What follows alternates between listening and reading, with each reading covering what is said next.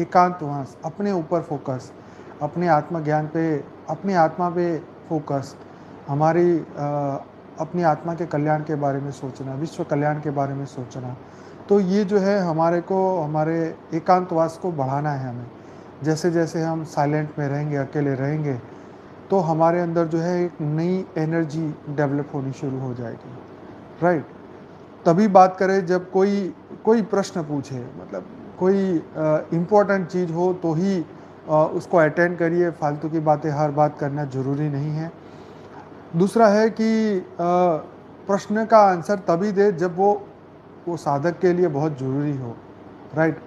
हर फालतू की बातों का जवाब देना ज़रूरी नहीं है ना? उसकी आत्मा की क्वालिटी भी होनी चाहिए, उसको बेसिक रूल्स भी पता होने चाहिए।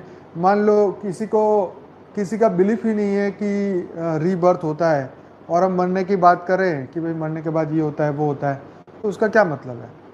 ठीक है ना? जिसका कर्म की थियरी पे विश्वास ही नहीं है और हम कर्मों की बात करने बैठे, अच्छा करेंगे तो अच्छा होगा, बुरा करेंगे तो बुरा होगा। अरे भाई पहले बिलीफ सिस्टम तो सुधारो। बिलीफ सिस्टम ही बढ़िया नहीं है तो फिर इस रूल्स रेगुलेशन का कोई फ़ायदा नहीं है।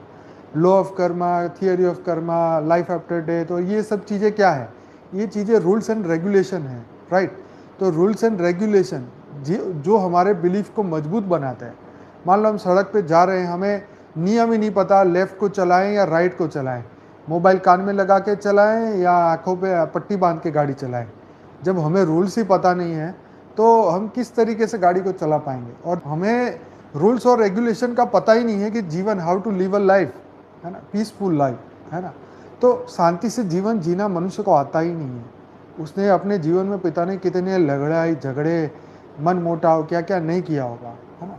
तो ये लॉ ऑफ यूनिवर्स जो है वो हर आत्मा को मृत्यु से पहले समझ जाना चाहिए, क्योंकि ये लॉ के हिसाब से ही कर्म के बंधन क्रिएट होते हैं।